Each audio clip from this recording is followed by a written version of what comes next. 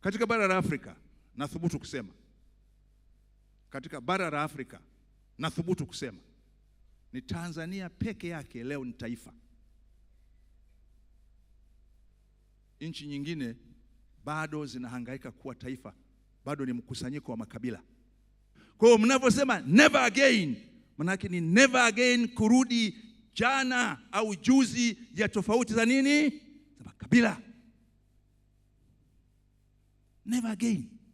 Lakini katika bara la Afrika sisi ndio nchi yenye mtengamano mkubwa wa kidini, na ndio maana katiba hii inasema Tanzania ni nchi ya kidemokrasia isiyokuwa na dini. Kwa hiyo tunaposema never again ni mtu kutaka kuturudisha huko.